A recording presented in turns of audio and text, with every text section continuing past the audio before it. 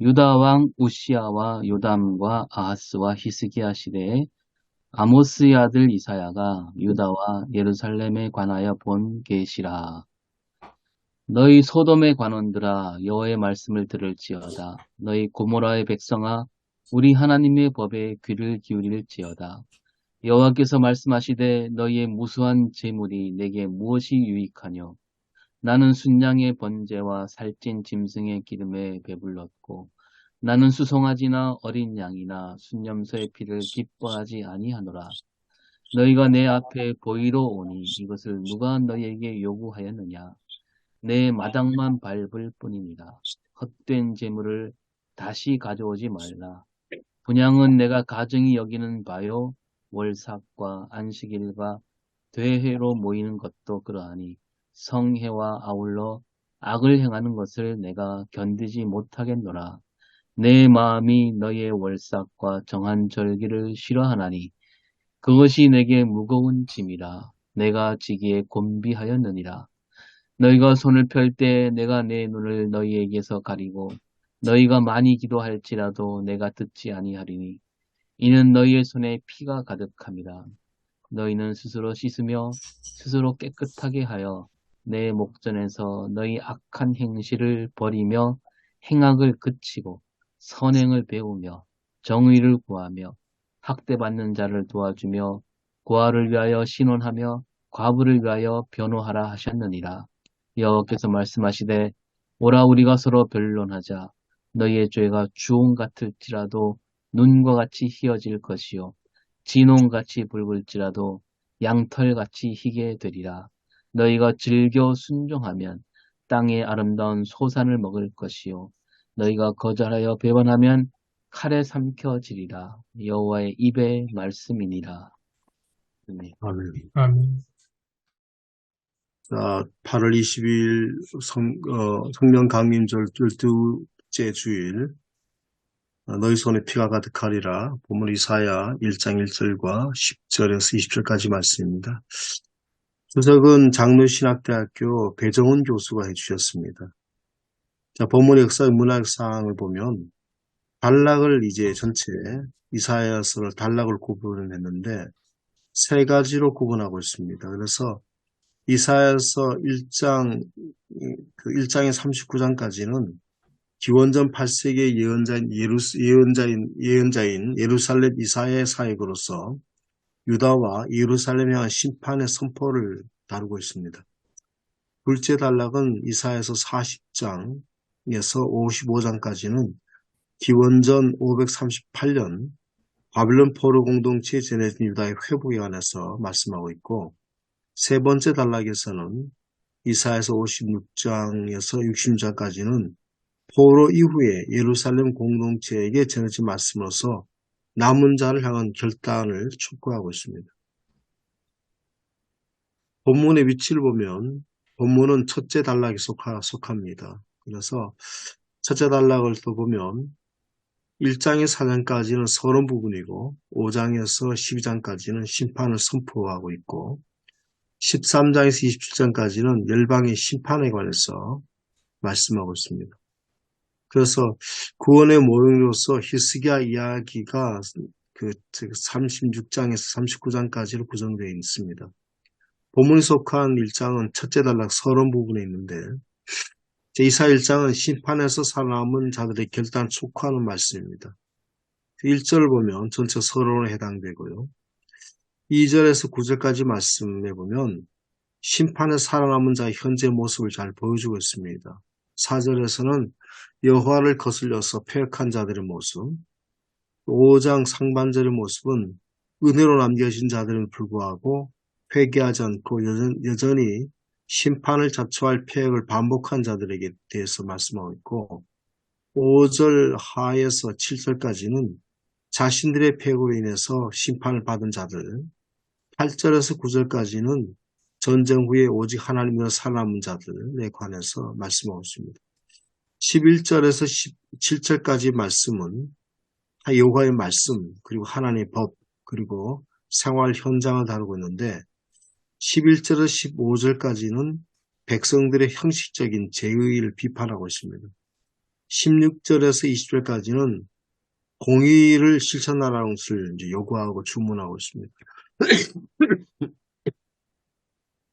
21절에서 30절까지는 종말론적인 구속의 청사진을 제시하고 있습니다. 본문의 신학적 배경은 10절에서 17절까지의 배경은 이사야가 강조하는 것은 제의와 윤리의 균형이었습니다. 그 8세기 전후로 해서 예언서들이 많이 등장하죠. 이사야서뿐만 아니라 그 다음에 예레미야서도 그렇고요. 그 제의와 윤리가 긴장하는 거죠. 서로가 긴장 상태에 있는 거는 예언서에서 이제 많이 비판하고 있습니다. 많이 등장하고 있습니다. 이사야는 자신의 신학의 근거에서 이를 비판하고 있는데 그의 신학은 제의와 윤리의 균형을 강조하는 성결법 묘사입니다.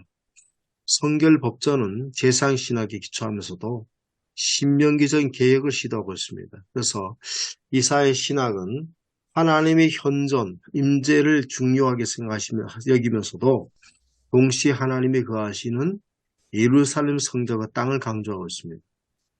이사야가 본 유다의 심판은 사람과 땅의 황폐함 때문이었고 땅의 황폐함은 인간의 부정 때문이었습니다. 이 부정은 제의적인 부정만이 아니라 피를 흘리게 하는 인간의 윤리적 불의가 원인이었습니다. 이사야는 특히 근거로 너희 손에 피가 가득하다라고 하는 근거 제시하고 있습니다. 그래서 이사야는 단순한 계명 준수를 넘어선 거죠. 하나님이 그 땅에 현존하시도록 땅을 정화하도록 촉구하고 있습니다. 본문이 속한 일장을 절별로 분리를 해놨는데 1절은 이사야의 활동 기간을 지시하고 있습니다. 이사야는 우시아 시대부터 시작해서 히스기야 시대까지 활동했습니다. 그래서 그가 전한 것은 유다와 예루살렘에 대한 계시였습니다. 이사야서는 이사야의 활동식을 넘어서 그가 전한 심판과 회복의 예언이 성취되어 있는 시대에 이르기까지를 기록하고 있습니다. 10절에서 17절까지의 말씀에서는 심판에 살아남은 자가 어떻게 살아남은지를 제시하고 있고 그것은 제의와 윤리의 균형을 유지하는 것이었습니다. 화려한 제의에도 바른 삶이 뒤따르지 못하는 것을 비판하긴 하지만 제의를 윤리로 대체하라는 것은 아니었습니다. 둘 사이는 서로 확실하게 구별됐습니다. 제의는 하나님의 임재를 준비하는 것이고 윤리는 그 제의를 통해서 얻은 힘으로 거룩한 백성으로 사는 것이라고 둘 사이를 구별하고 있습니다. 제의 곧 예배를 통해서 죄를 해결하고 삶의 힘을 얻어야 합니다. 유다 백성은 제사의식과 제물, 절기준수를 통해서 자신들이 할 책임을 다했기 때문에 하나님은 자신의 삶과 상관없이 기도를 들으실 것으로 생각하고 있는데 이것은 착각이었죠. 10절입니다. 10절에서 살아남은 자는 고모라 백성 그리고 지도자는 소돔의 관원으로 불렀습니다. 모두 지배계급과 부유층이었는데 소돔과 고모라와 유대야 지도자의 공통점은 약자를 억압하는 데 있다는 거죠. 그리고 하나님 받지 않으신 예배를 드리는 것이었습니다. 11절에서 15절까지는 백성들의 성전 예배에 대한 하나님 평가는 부정적이었습니다. 공의와 정의의 시련이 없이 드리는 무수한 제사와 구름처럼 모이는 거창한 그 절기와 모임과 대화를 기뻐하지 않으셨습니다. 모두 성전 마당만 밟고 가는 제사라고 이렇게 하셨는데 이런 제사는 하나님과 소통이 없는 일방적인 제사인 거죠. 쓸데없는 일이었습니다. 그래서 그들이 싸우는 산더미같이처럼 싸우는 예물도 헛된 예물이었습니다. 14절은 가증하 여기는 제의와 절기를 언급하고 있고 제물을 태워서 드리는 분향도 가증하 여기십니다. 이는 거룩한 모임을 하면서 악을 함께 행하기 때문이었습니다. 이런 상태에서 드리는 백성들 제사는 하나님께 무거운 짐이 될 뿐이었습니다. 이런 제사는 하나님을 지치게 하고 힘들게 했습니다. 15절 하나님은 사람들이 많이 기도할지라도 듣지 않으신 분이 되셨습니다. 손에 피를 묻히고 악을 행하는 등의 인류적인 부정을 행한다면 아무리 화려하고 거창하고 장엄하게 예배했다 하더라도 기도를 듣지 않으십니다. 16절, 17절 돌이켜 악을 버리고 공의를 행해야 한다고 그렇게 강조하고 있습니다. 가난한 이웃, 학대받는 이웃, 소외당한 이웃을 돌보고 그들을 돌보지 않고 그들을 사랑하지 않은 제사는 하나님께서 받지 않은 제사입니다. 살아남은 자들에게 윤리적인 삶의 실천을 통해서 제사와 균형을 이루라고 요구하십니다. 18절과 20절은 뭐 우리가 보통 전통적인 어떤 해석과 그 다음에 여기서는 의문문으로 보면은 의미가 달라진다고 하는데요. 너희 죄가 주홍 같아도 제사를 통해서 희어지겠는가? 그렇게 본다면 그렇지 않다고 할 것입니다.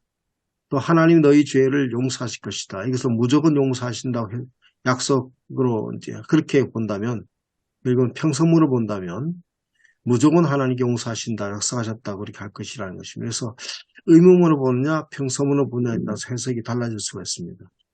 18절만을 두고 본다면 하나님 무조건 속죄를 말하는 것 같은데 실제로는 18절과 20절의 전체를 두고 해석해야 되는데 조건이라는 것입니다. 그래서 속죄를 받은 사람도 하나님의 계명을 지킬 책임이 주어지고 이게 조건적인데 순종의 대가, 순종하게 되면 땅의 아름다운 소산을 먹게 될 것이고 불순종하게 되면 칼에 삼켜지고 땅을 박탈하게 되는 것입니다. 그래서 순종과 불순종의 결과에 따라서 땅을 소산을 얻거나 포로가 되느냐가 달려 있습니다. 그래서 이것은 성결법전의 근거가 된 레위기 20 내용과 닮았는데 레위기 내용은 26장을 말하고 있습니다. 자, 오늘 전체 본문의 신학적 메시지와 설교 주제, 설교를 구성을 위한 제언입니다. 본문의 주제는 예배와 윤리의 균형인데 곧 예배와 삶의 일치입니다. 첫 번째, 예배가 무엇인지를 돌아봐야 된다는 것이죠. 그래서 예배의 순기능이 있습니다. 하나님 임재를 체험하는 거죠. 죄사함을 경험하는 것입니다. 또 이를 통해서 일상의 삶의 동력을 얻게 하는 건데 그렇게 되면 아무 문제가 없는 거죠. 근데 이제 그렇지 못하고 하나님 임재도 사라지고 죄사함도 경험하지 못하고 삶의 동력을 얻지 못한다고 한다면 문제가 된다는 것이죠. 화려한 예배 뒤에 예배가 의무적으로 드리는 예배 하나님 임재가 사라진 인간의 의와 자랑만 있는 예배는 오늘 본문처럼 헛된 예배가 될 것입니다. 우리 교회 예배가 하나님 임재를 체험하도록 준비하는지 아니면 사람의 의와 노력만 돋보이는 예배인지를 분별해야 된다고 했습니다. 오직 하나님은 주인이 되시고 하나님의 임재를 체험하고 하늘을 소망하도록 예배가 준비되어야 한다. 예배가 삶의 동력을 제공한 예배가 되어야 된다고 말씀하고 있는데 삶에 대한 열매를 통해서 삶의 회복이 이어진 것이 되어야 한다. 오늘날의 예배에 대한 비판은 예배를 없애기 위한 것이 아니라는 거죠. 예배에 대한 윤리적인 정신, 삶의 실체인 예배를 촉구하기 위한 것이 되어야 된다고 하고 있습니다. 그 다음 두 번째, 예배와 일상의 삶이 분리되지 않도록 노력해야 된다고 했습니다. 제사를 통해서 하나님을 만나고 죄를 씻고 삶의 결단이 있어야 되는데 사람들은 결단 없는 외형적인 제사 자체에만 관심 있는 이 예배를 드리는데 이 예배는 받지 않으십니다. 피가 가득한 손으로 드리는 예배, 그 사람을 죽인 악행과 다른 사람에게 유무용의 폭력과 폭압을 자행하는 그런 어떤 불의를 행한 채로 드리는 예배는 받지 않으십니다. 대표적인 신학에서는 예수님께서 마태복음 5장 23절 24절께서 말씀하고 있는데 예배를 드리기 전에 형제에게 행한 잘못이 있다면 먼저 회개하고 난 다음에 와서 예배 드리라고 이렇게 말씀하셨습니다. 세 번째는 죄 용서받는 자들은 행복한 삶을 위하여 계명에 순종해야 된다고 했습니다. 그래서 예배와 삶은 이어져야 된다고 말씀하고 있습니다. 죄를 용서받는 자들은 공의와 정의에 관한 하나님의 명령에 순종해야 합니다. 이 명령은 조건적입니다. 순종하면 땅이 아름다운 소산이 약속되고 거절하면 칼에 삼켜지게 됩니다. 자, 계명은 구원을 위한 명령만이 아니라는 거죠. 이 계명을 준수하는 것은 그저 구원받기 위한 것, 천국 가기 위한 것이 아니고 구원받은 자들이 이 세상에서 삶을 건강하고 행복하게 살기 위해서 반드시 지켜야 되는 것이라고 하는 것을 강조하고 있습니다.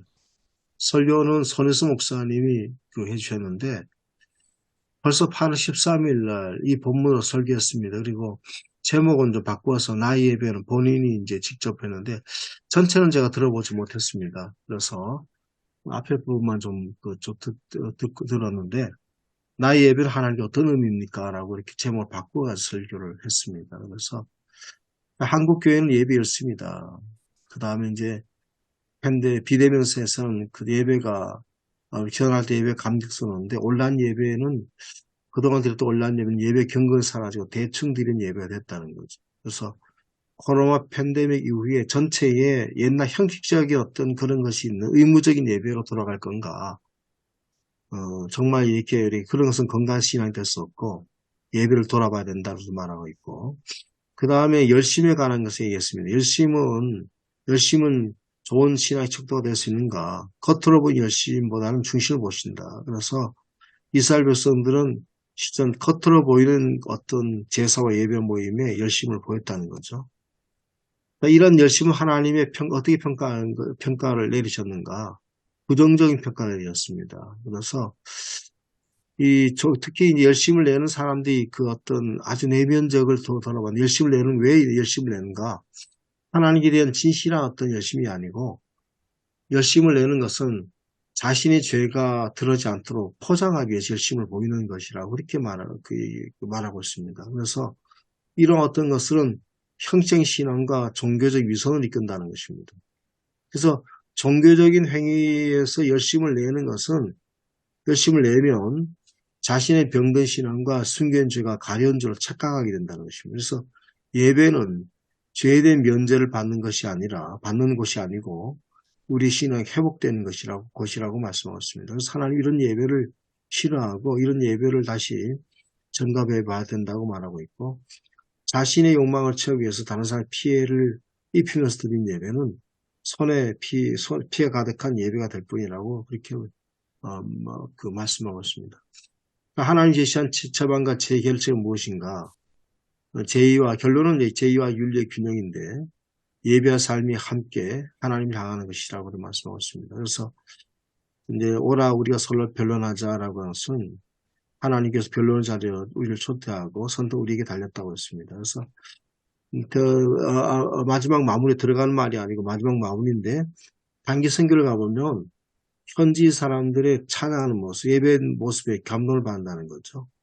우리는 더 좋은 장비와 시설과 환경하자는데도 실제로 이런 예배를 드리고 있는지 생각해 봐야 된다. 그래서 일상생활 속에서 예배와 생활을 일치하는 일상생활에서 예배자로 살아가도록 우리 예배를 점검해 보자. 손혜수 목사님은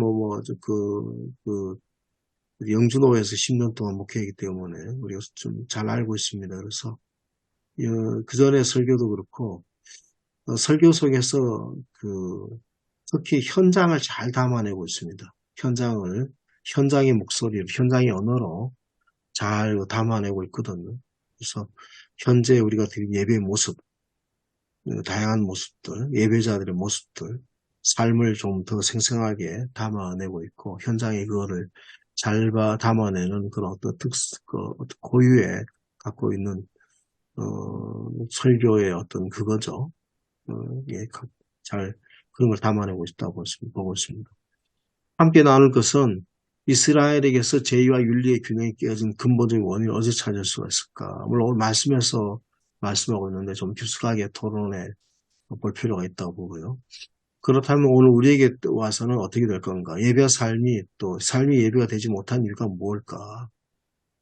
한번 이야기 나눠보고 싶습니다. 그리고 그럼 우리가 어떻게 예배해야 될 건가? 또 어떻게 살아야 예배와 삶이 일치된 시간을 살 수 있을까? 이것을 한국교회 전체로 봐도 되고 또 우리 교회로 봐도 되고요. 각기 교회 섬기는 교회로 들어와서 이렇게 어떻게 해야 될 건가라고 하는 거를 다양하게 의견을 이야기 나눈다면 설교 준비에 큰 도움이 될 것 같습니다. 이상입니다.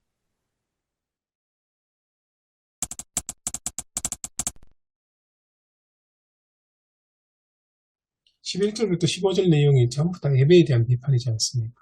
그렇죠? 사실 우리 개신교가 나온 것도 그런 비판에서 나온 거잖아요. 네.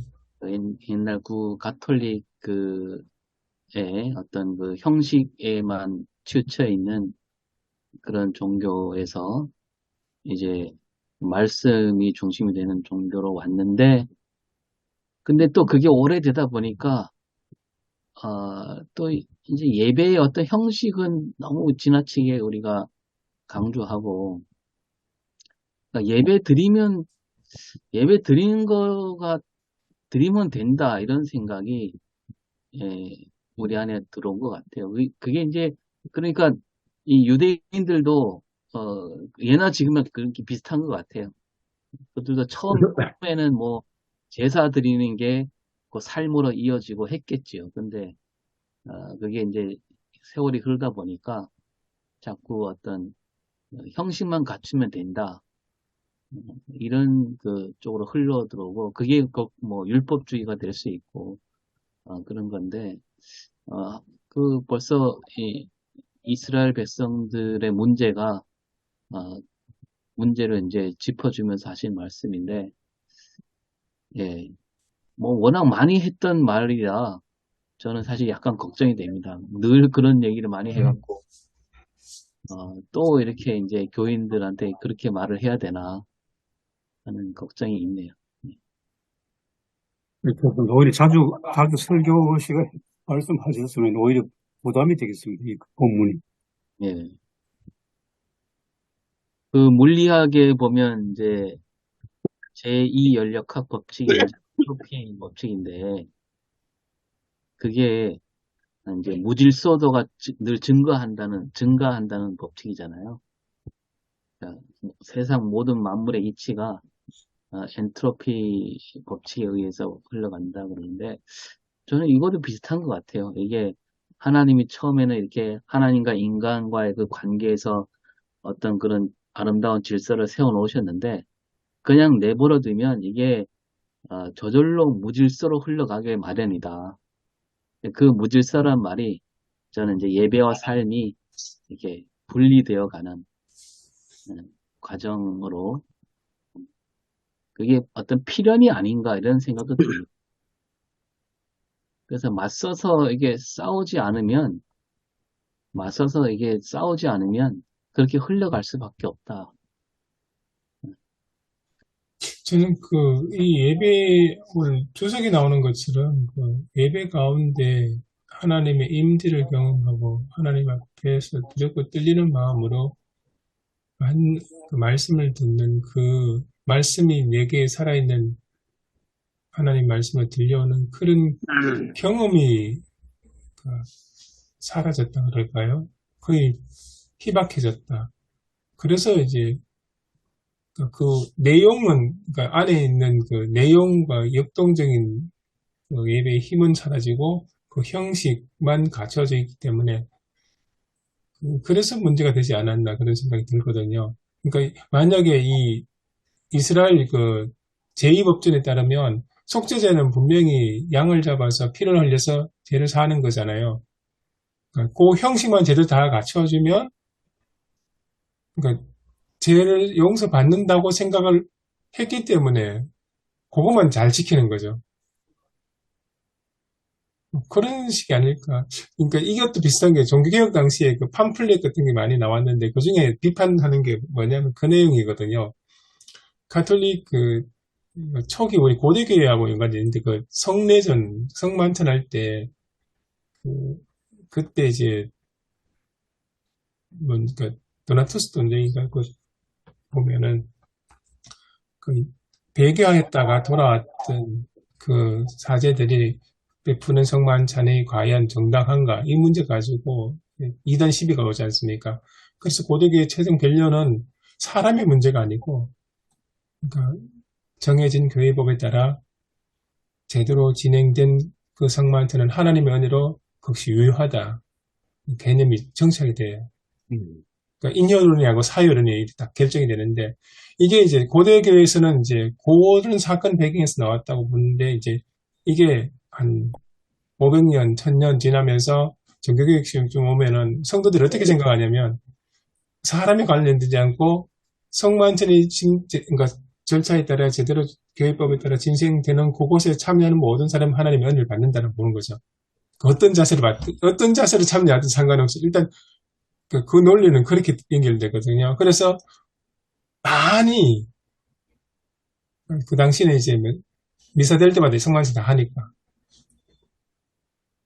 양적으로 생각하면 많이 참석하면 어릴 때도 많이, 그러니까 계속 받는 것도 많이 받는다. 그러면 구원을 얻기 위해서 그걸 더 이렇게 충족할 수 있다. 이런 사고가 좀 깔리는 것 같아요. 그래서 그 팜플렛에도 그걸 비판을 하거든요. 그러니까 하나님의 은혜를 받기 위해서 뭐 어떤 이제 미사든 다 꾸역꾸역 다 참석하는 그게 과연 바른 신앙이냐 그런 식의 반응도 하거든요. 아마 그런 거하고 좀 연결되는 것 같은 생각이 듭니다.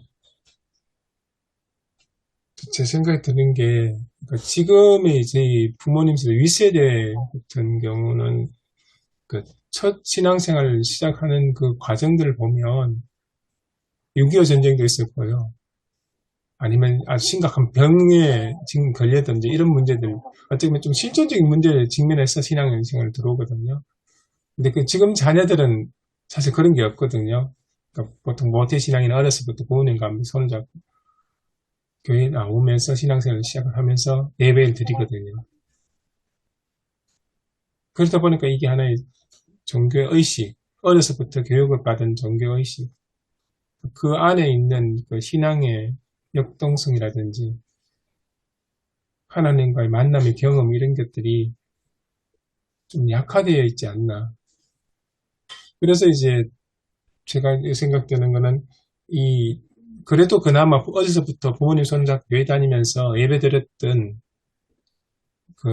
것이 있기 때문에 예배는 반드시 드려야 한다는 생각을 무의식적으로 가지고 있었는데 이 팬데믹 때문에 어쩔 수 없이 이제 비대면 예배라든지 이런 예배들 모일 수 없는 그런 상황이 생겨되니까 그런 이제 어렸을 때 가졌던 예배는 반드시 드려야 한다. 예배 안 드리면 큰일 난다는 그런 교육 이 장치들이 깨지기 시작한 거죠. 예배 안 드려도 큰 문제 없네, 큰 어려움이 없네 이런 것을 이제 생각하게 되고 그러면서 자연스럽게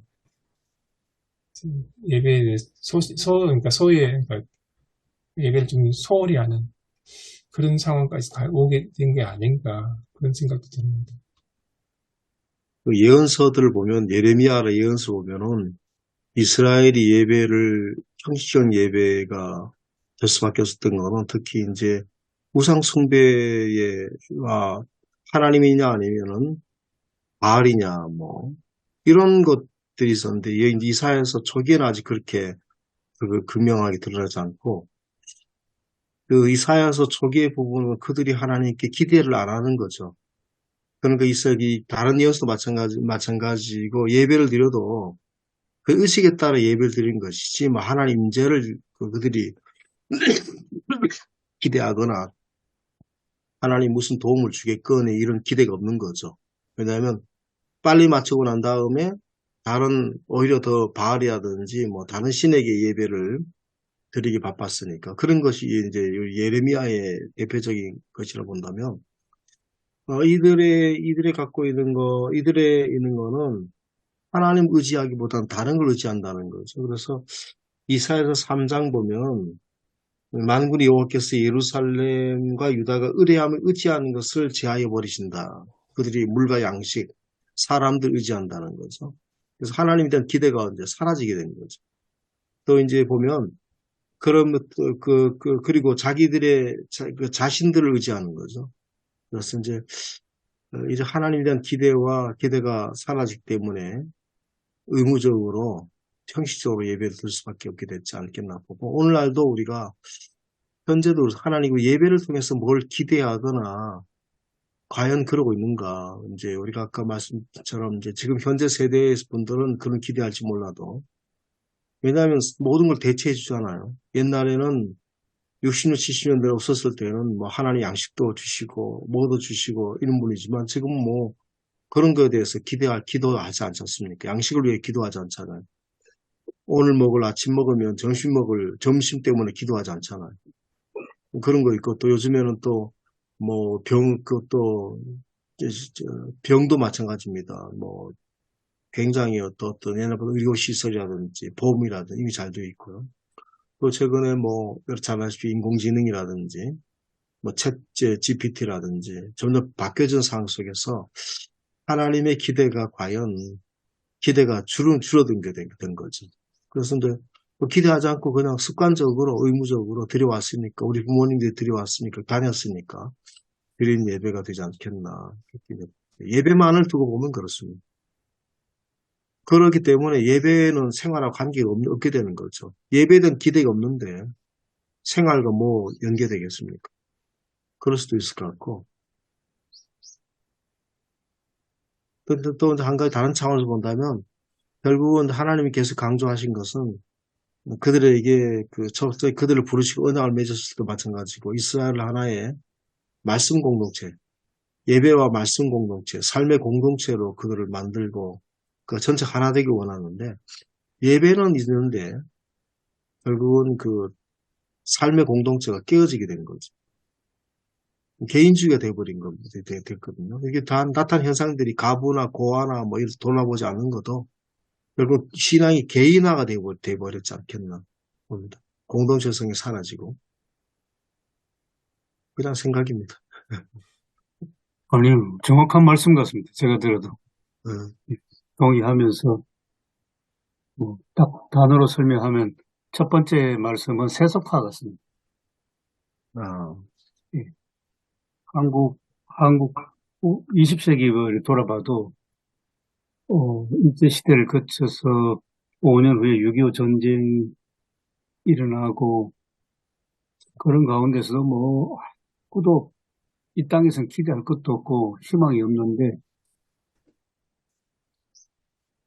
오직 뭐 죽고 사는 전쟁 기간에 하나님만 의지하는 이제 그런 신앙이 특히 북한에서 내려오신 원란 피난민들 중심으로 교회가 설립되면서 전국적으로 어떻게 보면 민족적으로는 비극이지만은 신앙적으로는 굉장한 어떤 초석을 가지고 시작을 했고, 그리고 60년대부터 경제 개발을 시작하면서 배가 고프니까 하나님도 열심히 섬기면서 또 밥을 위해서도 기도하고 했는데 점점 이제 밥이 점점 더 커져가지고 그래서 경제제일주의 지금 아까 유재룡 목사님 납폐기부 문제도 경제제일주의 아니겠습니까? 예. 우선 뭐 지금 잘 먹고 잘 살고 경제적으로 중요한 게 그게 우선이고 그게 제일 중요하지. 뭐 환경은 지금 아직 잘 모르겠다는 거 아니겠습니까? 경제제일주의에 다 사로잡혀서 결국은 그게 우리 신앙으로 표현하면 하나님보다 바알 쪽으로 간. 그렇게 해서 경제제일주의로 잡히니까 다 사람들이 공동체성은 없어지고 파편화된 것 같습니다.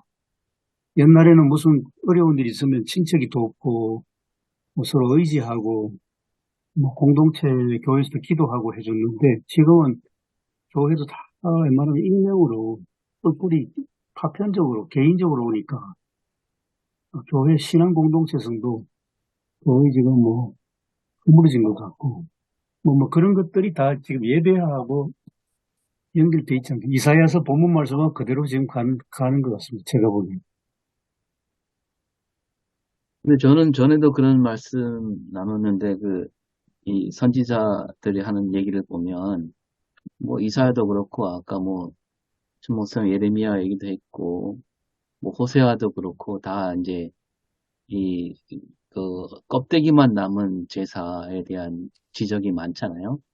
또 결국은 그게 이제, 어, 그런, 그런 잘못된 신앙으로 말미암아서 이스라엘이 이제 그런 형벌을 받게 된다는 그런 말씀을 많이 하고 있는데, 그러면 이 사람들이 바벨론 갔다가 다시 돌아왔을 때는 정말 하나님이 원하시는, 기뻐하시는 예배를 드렸는가, 제사를 드렸는가, 하나님이 들으시는 기도를 했는가, 그런 게 잘 안 보이는 것 같아요.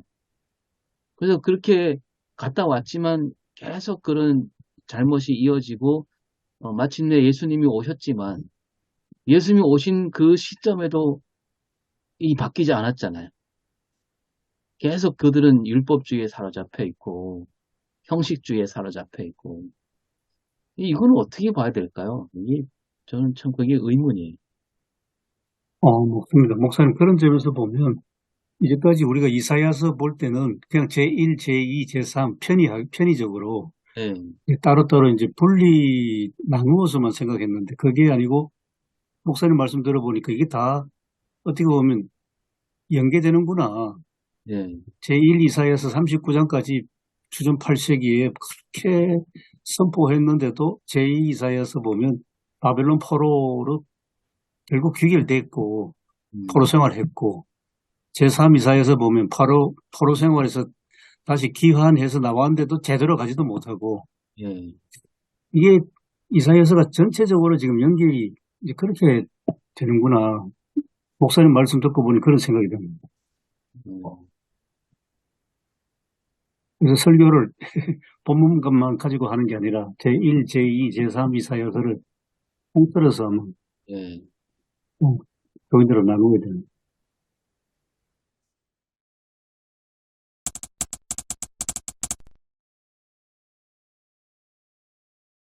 저는 질문 들으면서 제가 이제 생각 들었었던 건 말 그대로 제의랑 윤리가 왜 서로 분리되게 됐을까? 어,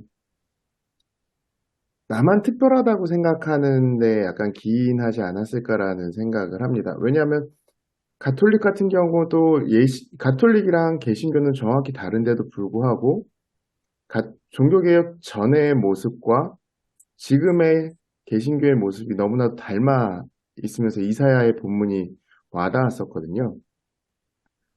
둘 다 다른데도 불구하고 똑같은 모습을 보였던 게 어떻게 보면 우리만 특별하다고 생각한 데서부터 시작을 했는데 그러면 무엇이 특별할까라는 생각을 해보면 가톨릭은 예식으로서 구원을 받는다라고 해서 생각을 했고 개신교는 믿음으로써 구원을 받는다라는 생각이 있었던 거죠. 그러면 둘 다 공통점은 구원을 받았다라는 그 특별 의식에 빠졌기 때문에 어떻게 보면 제의도 무시하게 되고 윤리도 무시하게 된 게 아닐까라는 생각을 하게 됐습니다. 우리가 마치 그냥 믿었기 때문에 구원을 받았지라고 하면 그 생각이 있으니까 예배를 드리는 것도 쓸모가 없는 거고 사는 것도 소용이 없고 그냥 믿음으로 구원을 얻었다라고 하니까 행함은 다 빠져버린 개신교가 된 것 같고요. 가톨릭의 경우에서도 어떤 예식에 참여하고 말 그대로 인유론이 아니라 사유론으로서 구원을 얻는다라는 그 생각이 있으니 어떠한 다른 행동도 필요 없고 나는 선택받았으니까, 나는 구원받았으니까 어떠한 윤리적인 행동도 할 필요가 없었던 것 같습니다.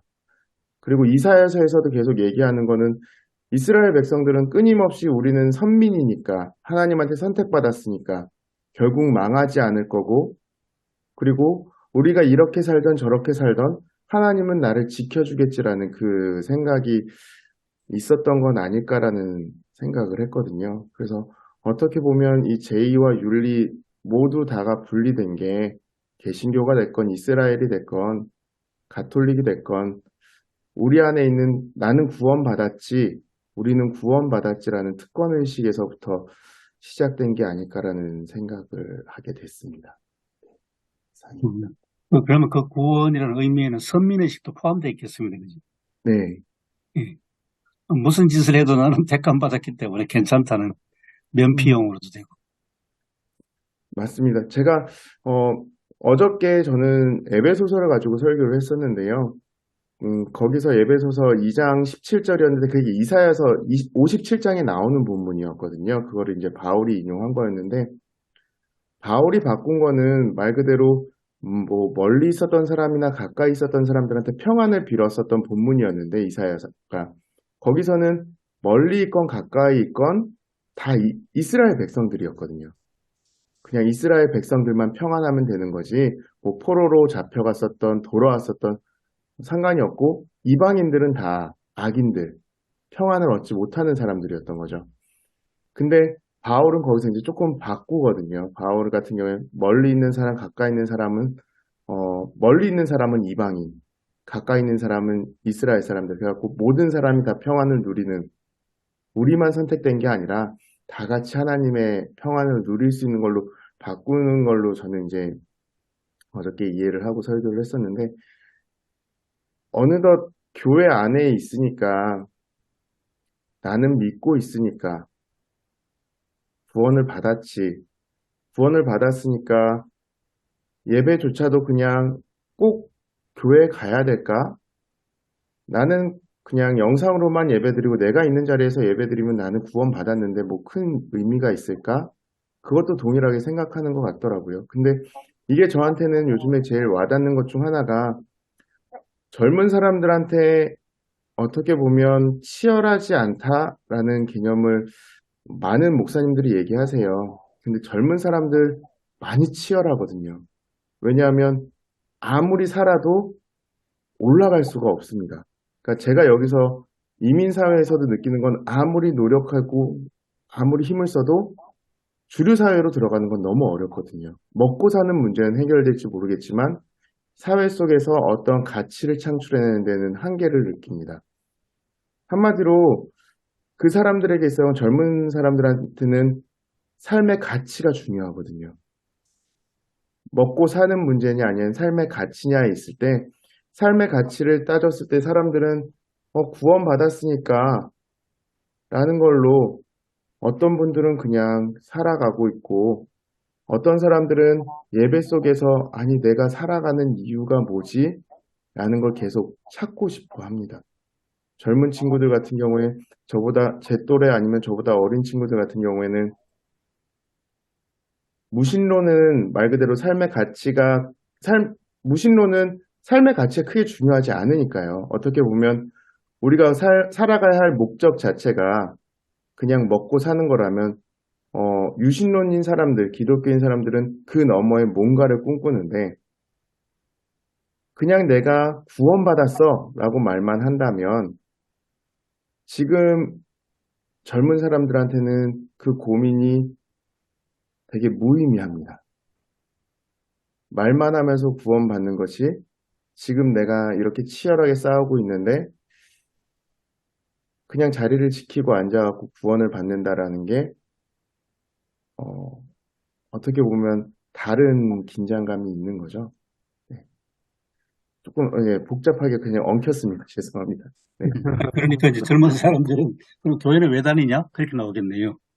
네, 교회를 의미가 왜 없으니까. 다니냐가 무슨, 여기 이민사회도 동일하거든요.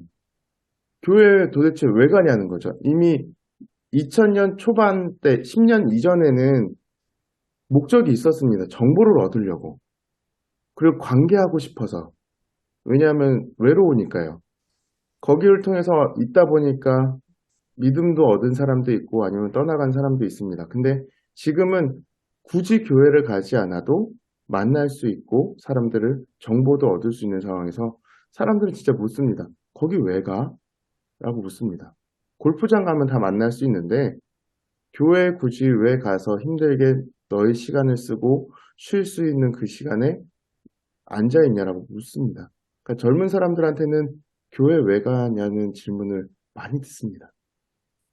우리가 전체를 김성규 사님 그 얘기도 그냥 생각나는 거는, 실제로 우리가 60, 70년대에 왜 교회 간 이유가, 사람 열망한 것은 이제 한국 사회는 그런 구분들이 뚜렷하게 없었지만, 그냥 요즘 말로 말하면 축복받고 주류 사회로 가는 거거든요. 지금 젊은 사람들, 여기 우리 특히 이제 농촌이라든지 지역에 사는 사람들은, 애들은 다 서울로 가기를 원하거든요. 다 서울로 가서, 서울 가면 어디냐, 서울 시작해가지고 한강뷰가 보이는 그런 곳에 사는 것이 꿈이라는 겁니다. 수십억을 벌어가지고. 근데 지난주에 우리가 말씀드린 예수님께서 예루살렘에 가지 않고 갈릴리로 물러가셨다는 거죠. 그러니까 그런 눈을 보면은 결국 예루살렘으로 가고 그렇게 가야잖아요. 주류사회에 편입하려면은. 근데 예수님은 주류사회에 편입을 한 것이 아니고 갈릴리에서 의미를 찾았다는 거죠. 갈릴리에서 사역하고. 그러면 그분의 사역이, 그 주류사회는 주류사회들끼리 노는 거거든요. 자기들끼리 그룹을 형성하고 리그를 형성하고 노는데, 주류사회에 편입하지 못한 사람이 꼭 주류사회에 편입해야 될까? 뭐 그런 생각을 하거든. 저도 보거나 가장 옥방이라고 하는 가장 진짜 옛날에 요즘에는 교통이 많이 좋아졌으면 옛날에는 거의 뭐 교통 오지거든요. 광산 지역이고. 뭐 저는 신학하면서 뭐 그런 생각을 갖고 거의 뭐 37년, 36년 그렇게 이제 농촌 목회하더라고 왔는데 이게 서울이나 주류사회는 관계가 없는 거죠. 뭐 영주나 뭐 관계가 없지 그냥 살았습니다. 그러나 그것들을 오히려 뭐 주류사회 편입하려고 애쓰지도 않았었고요. 거기서 가치를 찾으려고 하지 않았었고 그렇게 했었는데 정말 우리가 이제 여기 내 있는 지역에서 진짜 기독교적인 가치가 뭔가 진짜 하나님 원하신 게 뭔가라고 하는 거를 우리도 각자가 지금 찾아야 될 때가 아닌가. 교회는 더 이상 주류사회를 편입할 수 있는 도구가 안 되게 됐잖아요, 지금.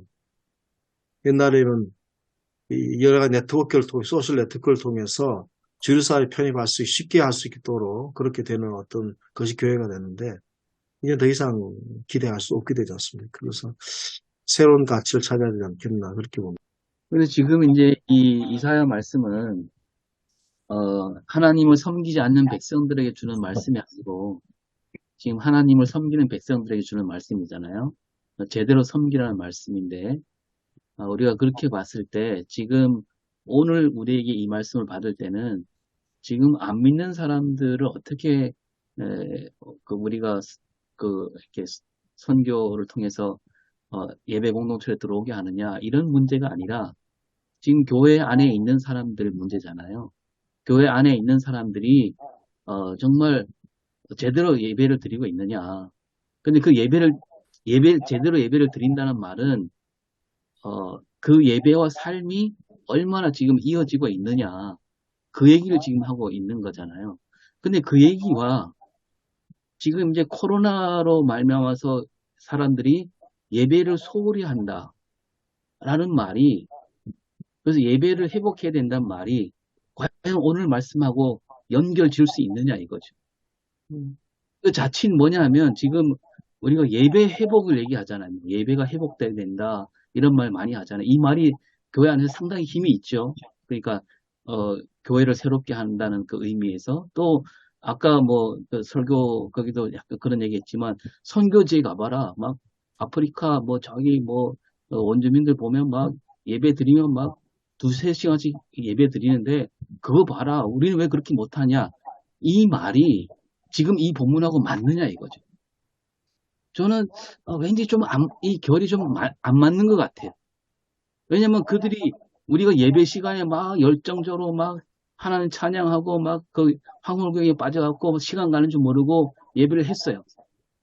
그러면 이 이사야 선지자 말이 이사야 선지자는 우리한테 잘했다 그러겠냐 이거죠.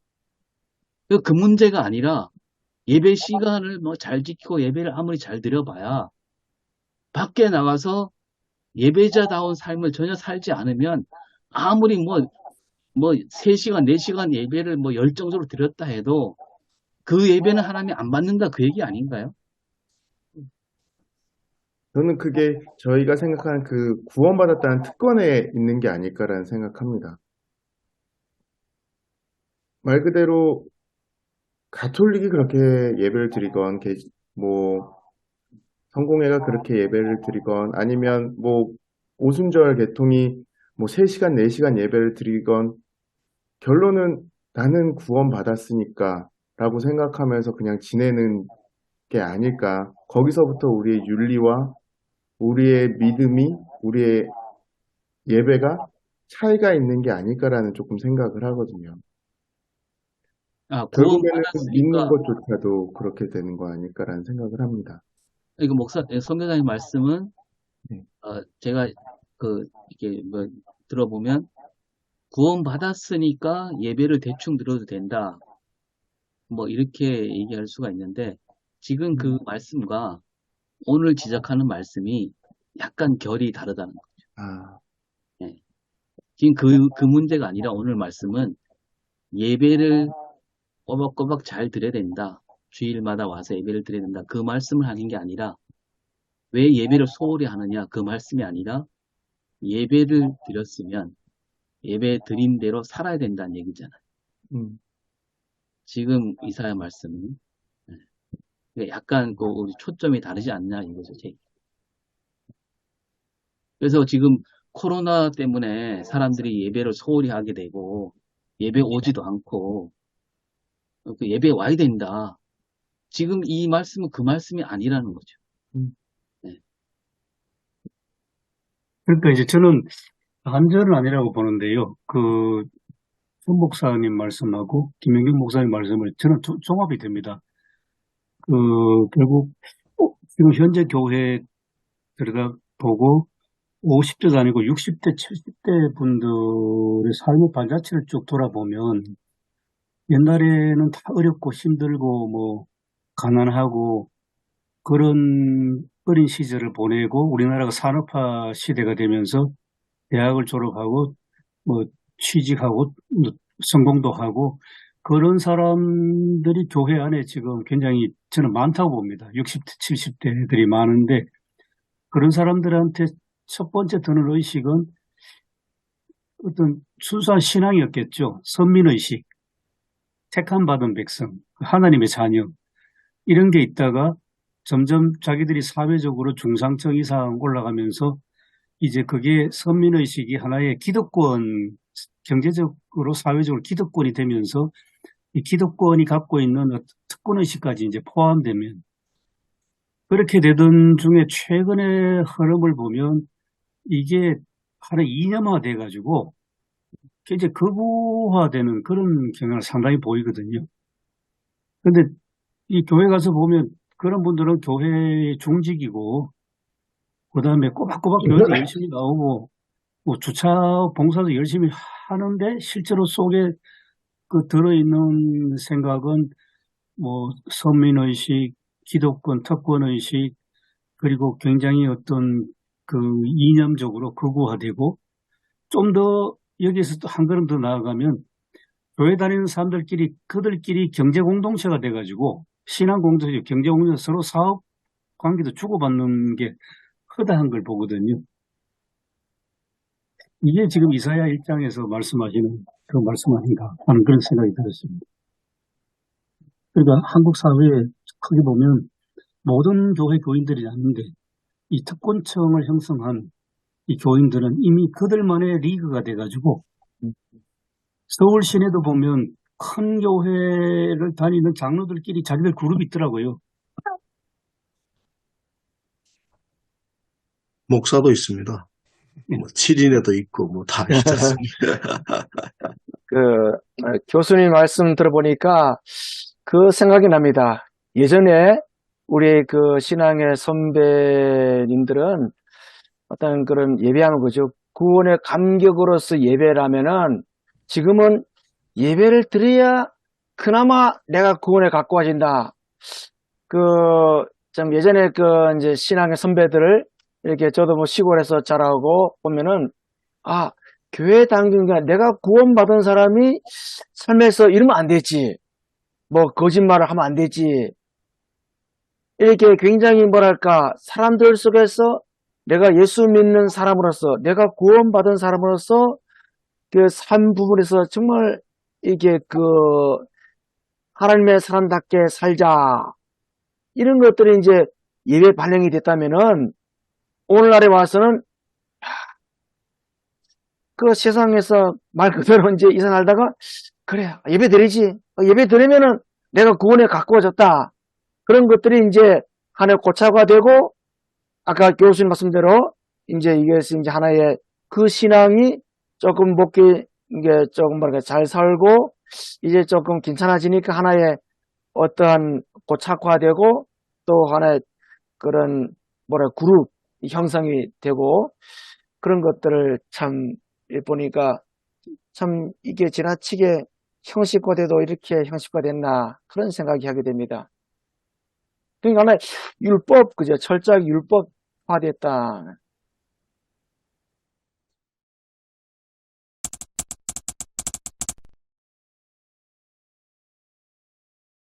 우리가 그동안 교인들한테 예배 강조 많이 했잖아요. 예배에 목숨 걸고 예배 시간 지켜라. 근데 오늘 말씀은 과연 그 말씀인가 이거죠. 그런 뜻은 아니잖아요. 그러니까 그 옛날에 무술 영화 보면 막 이렇게 그 아주 뛰어난 그 무예를 가지는 사람한테 가서 배우는데 무예는 안 가르쳐 주고 맨날 물 떠라고 뭐 물지게 시키고 막 그러잖아요. 뭐 나무 패고 막. 근데 나중에 알고 보니까 그게 다 그 무술을 배우는 어떤 그 기초가 되는 거잖아요. 근데 그 배우는 사람은 몰라. 막 불만을 해요. 근데 지금 그게 지금 우리도 비슷한 거 아닌가? 그러니까 예배를 왜 드리냐? 삶이 바뀌는 어떤 의미로서 예배를 드리는 건데, 그냥 예배만 드리면 된다라는 식으로 얘기하는 거죠. 네. 음. 그러니까 사실은 그것만 남은, 껍데기만 남은 거야. 예배를 드림으로 내 삶이 바뀌어야 되는데, 그냥 예배 드리면 된 거야. 이런 생각이 너무 지나치게 지금 우리 한국 교회 안에 오히려 이제 우리 믿음의 조상들 중에 우리 뭐 한국교회 초기에 뭐 훌륭한 분도 많지만 근데 거슬러 올라가면 그런 형식주의도 되게 많잖아요. 예배 드리기만 하면 되는 거야. 우리 장수신대 어떤 뭐 예배 드릴 때 11시 정각에 드리지 않는 예배는 예배가 아니라고 막 이렇게까지 얘기하시는 분도 있었는데 그게 다 그거 아닙니까? 누가 그런 얘기를 했어? 네? 설명 걸으면 안 되니까요. 우 목사님 말씀 듣고 보니까 또 그 이전에 계속 생각되는 게 아까 김성 교사님 말씀도 하고 좀 연관이 되는데 우리는 항상 나의 구원으로 끝나는 것 같아요. 그러니까 하나님이 어떤 분이야 날 구원해 주신 분, 사랑이신 분, 거기서 끝인 것 같아요. 그러면 왜 하나님께서 왜 나를 구원하셨냐? 이러면 하나님이 나를 사랑하시기 때문에 그러니까 하나님과 내가 왔다 갔다 그러니까 뺑뺑 도는 것 같아요. 근데 성경에 보면 그건 아니잖아요. 하나님께서 아브라함을 선택하신 이유도 아브라함을 통해서 다른 그와 관련된 모든 자들에게 하나님의 은혜가 임하기 위해서 선택하셨고, 그러니까 왜 어떻게 보면 우리나라 그리스도인들뿐만 아니고 특히 우리들을 보면 왜 하나님 날 구원하셨지? 에 대한 대답이 그냥 하나님과 내 사이의 모든 걸 해결시켜버린 거예요. 하나님이 날 사랑하시기 때문에 구원하셨다. 사실은 하나님은 그게 아니고 요한복음 3장 11절을 보면 하나님이 세상을 사랑하셨다고 나오거든요. 하나님이 날 구원하시고 나를 통해서 나와 더불어 관계 맺고 내 주위에 있는 자들에게 하나님의 사랑과 은혜가 전해져서 그들도 하나님의 은혜 안으로 들어올 수 있게 하기 위해서인 거거든요. 그러니까 사실 그 예배도 그런 관점에서 보면 오늘 본문이 조금 다르게 보이지 않을까 싶습니다. 그러니까 내가 구원받았으니까 당연히 예배 드리는 게 맞는데 또한 이 예배를 통해서 하나님을 만나고 하나님께 받은 그 은혜를 내가 또 생활 속에서 그러니까 내 의식을 전해 나가는, 전달해 나가는 그런, 그러니까 어떻게 보면 흘려보내는 그런 역할이 필요하지 않을까. 그러니까 그런 게 없기 때문에 나를 구원하신 하나님, 사랑이신 하나님, 그걸로 끝이고, 그리고 나에게 축복 주신 하나님께서 나에게 왜 축복을 주셨냐? 그런 질문은 없죠. 왜 하나님께서 이런 축복을 주시고, 왜 이렇게 많은 귀한 것을 주셨나? 그런 질문이 없다 보니까, 모든 게 이제 내 거가 되는 거죠. 하나님이 주신 축복이 내 거가 되는 거죠. 사실은 성경에 보면 그런 식이 아니지 않습니까? 하나님께서 많은 경제적이나 물질적인 축복을 주신 이유도 너를 통해서 너의 이웃들이, 가난한 이웃들이 그러니까 하나님 형상 지닌 존재로서 당당하게 살아갈 수 있도록 도울 수 있는 하시기 위해서 주셨는데, 그런 문제가 계속 있지 않나.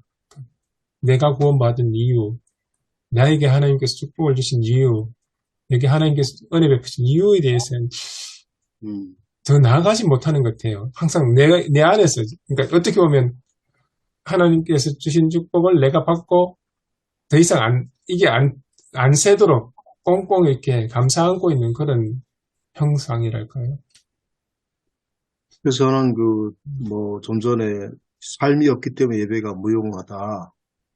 우리 교회에서, 교회 현장에서 결국 이제 삶이 따라진 예배를 드린 과연 그것들이 얼마나 의미가 있을까라고 생각할 수 있거든요. 그러나 이제 그것보다도 아까 김성규 사님 얘기 상당히 바울이 유대인들이 생각하고 있는 멀리 있는 사람들의 개념과 바울이 생각하고 있는 개념은 다른 이방인과 유대인이 하나 되는 거잖아요.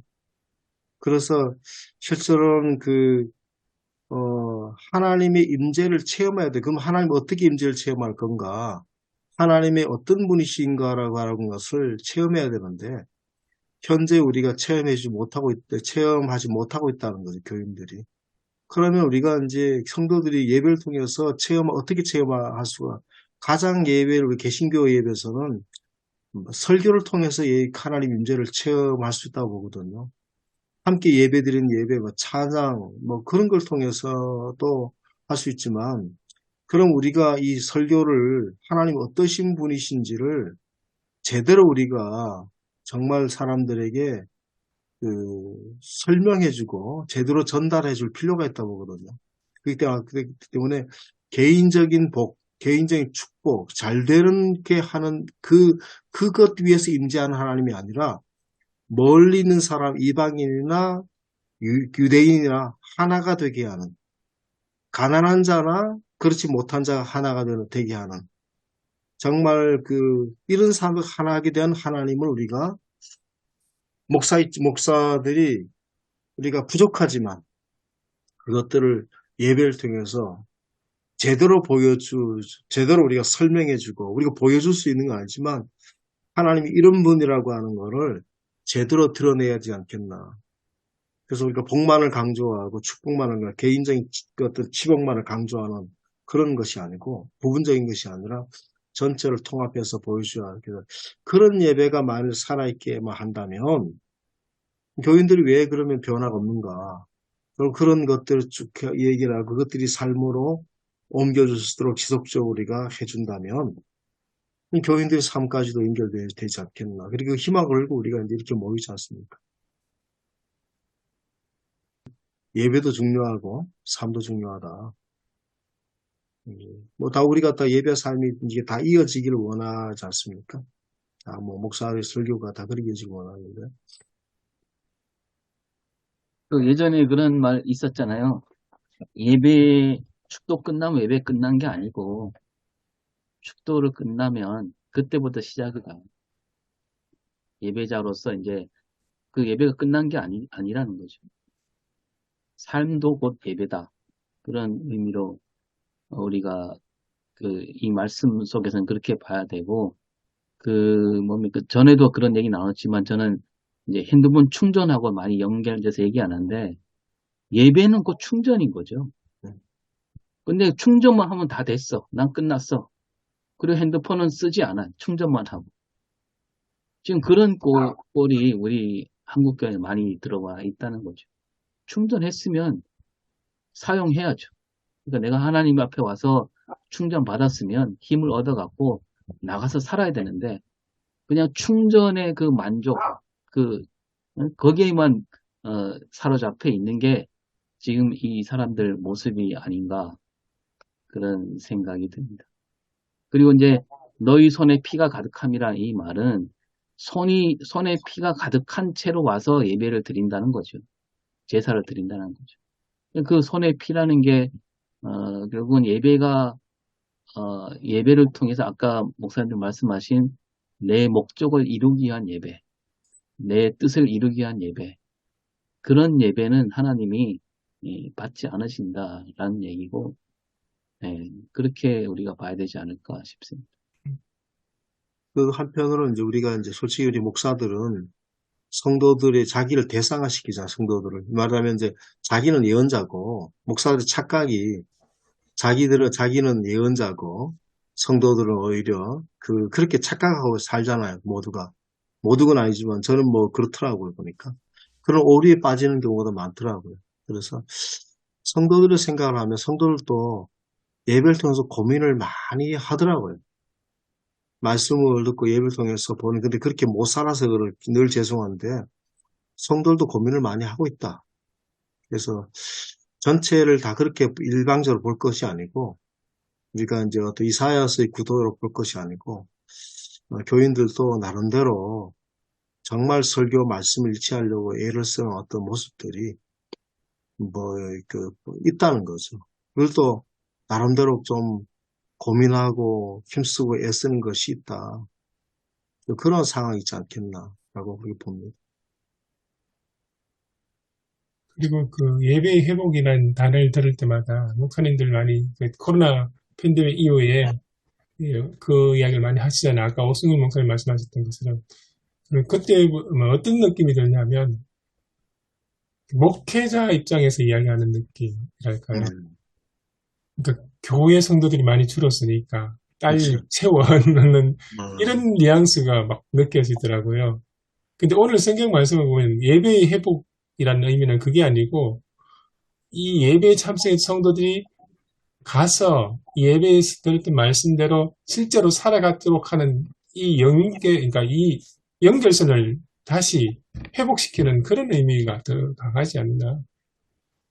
그래서 그러니까 예배를 통해서 삶이 변화되는, 성도가 바뀌어가는 그게 진정한 예배의 회복이 아닐까. 그런 생각 들었습니다. 그 예수님도 그런 지적을 하셨잖아요. 고르반 하면 이제 부모에게 할 도리를 다 했다고 생각하는 그런 지적을 하셨는데, 지금 우리 한국 교회는 그런 모습이 많잖아요. 나 예배 드렸으니까 하나님께 할 도리는 다 했으니까 이제 남은 거는 하나님이 나에게 주실 것만 남았습니다. 이런 생각이 지배적이지 않는가, 우리 교회 안에. 그 예배 회복이라는 말도 그렇게 오용되기 쉽다는 거죠.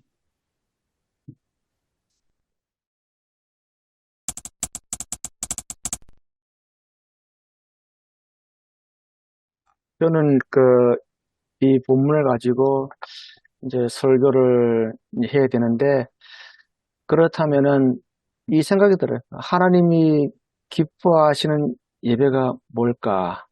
주제를 그렇게 정한다면은 사실 예배는 그거잖아요. 그죠? 항복이잖아요. 항복. 옷이 엎드린다. 항복인데 예배는 정말 내 뜻이 가미되지 않는 철저하게 하나 앞에 나아간다. 그런 차원에서는 이제 좀 순종의 신앙. 이거는 뭐 목사에게 순종이 아니라 정말 하나 앞에 순종자로서의 그런 삶을 한번 좀 터치하고 싶고요. 그 다음에는 좀 그 진실한 신앙. 우리 기독교인들이 말과 행동이 좀 똑같아. 그런 좀 사실 기독교인이 된다는 것은 초기 기독교인들은 삶이 그대로 보여줬잖아요. 그렇다면은 오늘 우리 시대에도 그대로 이게 적용이 가능하기 때문에 그럼 이제 순종해서 진실한 신앙, 하나님께서 내가 너희들의 예배를 정말 역겨워한다. 이게 아닌 그 진실한 신앙으로 조금 회복해야 되고, 그 다음에 이제 그 정결, 깨끗한 신앙으로 나가고, 그러면서 그 신앙이, 그 예배가 삶 속으로 행동하는 신앙으로 이렇게 나아가는. 그래서 저는 요번에 이제 영주 납폐김을 보면서 장모님이 그 얘기를 했어요. 아이, 목사님, 그 정치적인 그런 부분들을 왜 우리가 나서야 됩니까? 아, 그러면은, 저도 뭐 동성애 반대하는 사람 중에 하나지만서도, 그러면 동성애도 그것도 어찌 보면 다 정치적인 문제인데, 그러면 거기는 말하지 않아야 되겠네? 그런 생각이 참 드는데, 마찬가지로 우리가 행동에 대해서는, 뭐 때로는 그 행동에 우리가 조금 기독교인은 이제, 조절을 해서 참여해야 되지만서도, 옛날 초 기독교인들은 정말 말씀 듣고 예배 드렸으면 그 예배가 그대로 액션화 됐거든요. 오늘날의 예배는 액션화 되지 않았어요. 액션화 되지 않고 정말 예배가 이제는 그대로 현장화되는 그런 것들로 나아가야 되지 않나. 그런 차원에서 하나님이 기뻐하는 예배는 교회뿐 아니라 삶 속에서, 가정에서, 일터에서 그대로 실현되는 그런 예배를 한번 고민을 해보면서 말씀을 준비해 볼까 합니다. 저는 너만의 예배, 너희만의 예배가 아니고 우리의 예배가 되도록 해야 된다라고 하는 그런 생각을 좀 하고 있습니다. 이제 너가 싸우는 사람들도 함께 드린 예배. 진짜 예배는 너가 원수가 된 사람과도 함께 드린 예배. 네가 평소에 우습게 여기고 멸시했던 사람들과도 함께 드린 예배. 너가 평소에 정말 그렇게 했었던 예배. 그리고 이러었던 예배가 되도록 해야 된다라고 하는 그런 것들을 좀 생각해서 말씀을 준비할까 합니다. 정말 그렇게 드린다면 하나님 진짜 받으신 예배다. 너가 피 터지게 싸우고 막 원수가 되어 등돌았었던 예배, 함께 그 사람과 함께 예배 드릴 수 있다면 그게 진짜 예배가 아닌가. 너가 무시했던 사람, 너가 차별하고 우습게 여겼던 사람들과 함께 예배 드릴 수 있다면 그런 의미로 한번 하나님이 그런 예배를 원하시. 너만의 예배가 아니고 우리 모두가 함께 드린 예배를 원하시지 않겠나. 그렇게 그러면서 말씀을 어떻게 준비할까 그렇게 생각하고 있습니다. 저는 뭐 늘 그런 얘기를 했기 때문에 이것도 이 부담을 주는 또 이렇게 설교를 해야 되나 이런 고민이 있는데 이걸 어떻게 풀어가야 될지 좀 더 이렇게 깊이 고민을 해봐야 되겠습니다.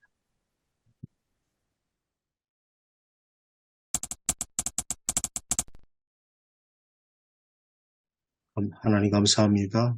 오늘 이사야 본문을 통해서 우리 자신의 예배를 되돌아보게 해주셔서 감사합니다.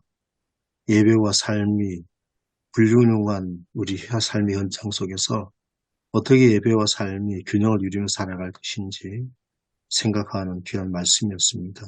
오늘 이 말씀을 통해서 더욱더 우리가 이 말씀 묵상하고 또 각기 갖고 있는 하나님 주신 달란트로 이 말씀을 잘 녹여내어서 우리 각기 교회의 성도들이 예배와 삶의 일치를 위해서 애쓰게 하는 그런 말씀이 되게 하여 주옵소서. 성령께서 늘 저희들을 이끌어 주옵소서. 예수님의 이름으로 기도드립니다. 아멘. 아멘. 고맙습니다. 네, 수고하셨습니다. 수고하셨습니다. 네. 네.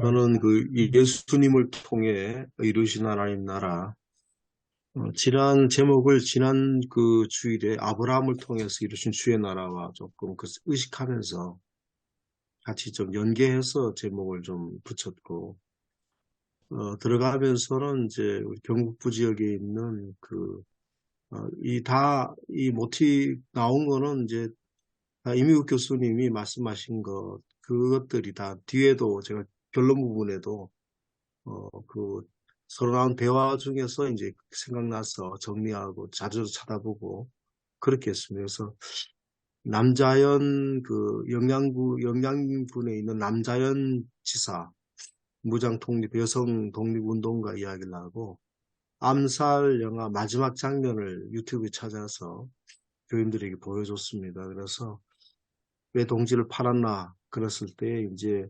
몰랐으니까 밀정 염석진이 하는 말이 몰랐으니까 해방될지 몰랐으니까 알면 그랬겠나 그런 어떤 얘기를 해서 그래서 중간에 주석대로 말씀을 잘 펴고 지난주 제가 참석을 못했지만 이제 동영상으로 제가 조금 하는 거를 이제 봤었고요. 그리고 적용 부분에는 주석 부분을 많이 참고를 했습니다. 그래서 하나님은 우리가 이런 소용돌이 속에도 하나님 구원 역사 이루어 가신다. 그 다음에 우리가 회개하는 삶을 살아야 된다. 하나님 나라 있도록 우리 해야 된다. 물론 이제 좀 더 나가서 아쉬운 거는 이제 빛으로 어떻게 살아야 될 건가라고 하는 거는 다 작성을 한 다음에 그게 있으면 좋겠다. 근데 분량이 더 많아질 수가 있으니까. 그다음에 마지막 끝에는 이유 교수님 말씀하셨던 임청각 그걸 조금 이제 추가했습니다. 인천강 얘기. 그 다음에 자기 전세를 팔아서 독립운동에 썼던 얘기. 석주기 상용 선생 얘기였고요. 그 다음에 노비들 다 면천하고, 이제 너희들 독립군이다라고 하는 거. 그래서 여러 가지 이제, 그거를 이제 마지막으로 좀 예화로 썼고, 그래서 하나님 나라 이루어진다. 우리도 석주 이상성처럼 이제 믿음의 선구자와 선각자로 살자. 뭐 이렇게 결단하면서 결론을 맺었습니다. 예, 저도 제목은 이 빛을 들고라는 제목으로 했는데, 저도 이제 처음 시작을, 일제에 이제 해방된 그 이야기, 그 김구 선생이 한 얘기를 토대로 얘기했고요. 그 예수님이 물러가셨다는 말을 저는 그렇게 봤습니다. 물러가신 게 아니라, 이제 예수님이 본격적으로 일을 하시는데, 어디부터 일을 하시느냐, 중앙이 아니라, 맨 가장자리, 그러니까 그, 나사렛보다 더 북쪽인 그, 가버나움까지 올라가서, 그러니까 처음부터 이렇게 차근차근 이렇게 내려오시면서 일을 하신다. 그러니까 가장 소외된 장소부터 버림받은 곳에서부터 예수님이 거기서부터 빛을 비추는 사역을 하셨는데 오늘 우리도 그렇게 해야 되지 않겠느냐. 그리고 이제 우리 지금 온누리교회 청년부가 와 있는데 그 청년부에게도 이분들이 그런 빛을 안고 들고 여기까지 왔다라고 하면서 연결해서 말씀을 전했고 뭐 교회가 우리 온누리교회가 지금 한 28명이 왔는데요. 우리 교인보다 더 많이 왔거든요. 그래서 교회가 꽉 차니까 제가 스스로 막 이렇게 감격이 돼갖고 이 감정을 억누르면서 설교하느라고 힘들었습니다. 저는 제목을 우리의 큰 빛 예수라는 제목으로 말씀드렸고요. 설교에 들어가면서 그리고 올해로 이제 강복 78주년을 맞이했지만은 우리나라가 정말 광복을 제대로 그 정신의 의미를 세웠을까? 또 한국 교회는 그런 부분들을 세웠을까? 또 우리 스스로 그 광복의 정신을 회복했을까? 그러면서 그런 문제를 던지면서 아직도 우리는 그 미완의 광복을 살고 있다. 그러면서 이제 그런 부분을 언급하면서 예수님께서 갈릴리 그 북부 지역 납달리 그 지역에 오신 것은 말 그대로 이제 정치 사회적으로 참 어려운 그런 부분들을 이제 감당하면서 교회가 참 초기에는 그 역할을 감당했지만서도 그 예수님의 빛을 받으면서도 제대로 감당하지 못했지만은 우리가 지금 이제 반성적으로 돌아보면서 예수님의 그 빛을 받아가지고 이제 소망의 빛, 희망의 빛, 진리의 빛을 통하여 이제는 교회가 우리 내부 안에서만 소진될 것이 아니라 이것이 밖으로 표출되어야 한다.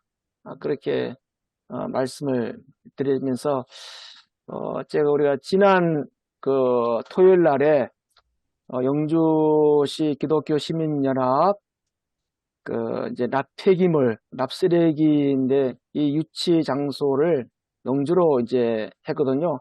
영주시가 이제 8월 30일 날에 이제 재판을 이제 받게 되는데 승소하기가 쉽지는 않아요. 그래서 우리가 있는 부분, 우리가 참 제가 우리 기독교 그 단체 연합에서 점장 개편해가 우리가 참 다음 세대 우리가 손자 손녀 세대에게 물려줄 용주가 청정이 되는데 그렇지 못하다. 근데 거기서는 굉장히 좋아서 분위기가 우리가 성명서를 발표해야 된다. 근데 임원한테 넘겨달라는 임원들이 목사님들은 이제 다 동의해야 되는데 장로님들이 동의를 안 해가지고 성명서 발표가 어렵다. 제가 참 이게 어렵다. 이거는 정말 영주가 사느냐 못 사느냐 근데 이게 이상하게 프로그램의 프레임에 갇히니까 이 모든 것들이 다 이렇게 참 아쉬운 그런 것을 남겼는데 그런 부분도 우리가 좀 하나하나에 참 이 빛을 낸다는 게 쉽지 않다. 때로는 실망도 좌절도 경험하고 이게 제가 참 굉장히 서운한 감이 들었거든. 아니, 은퇴하자마자 내가 영주를 떠나야 되겠다. 제가 이제 설교 시간에 조금 그런 약간의 아쉬운 부분을 표하면서 여러분들이 있는 곳에서 우리가 정말 빛을 발하는 그런 역할을 우리가 하자. 이게 큰 빛인데 왜 우리가 그 작은 빛이라도 제대로 우리 해보자. 이렇게 말씀을 전했습니다.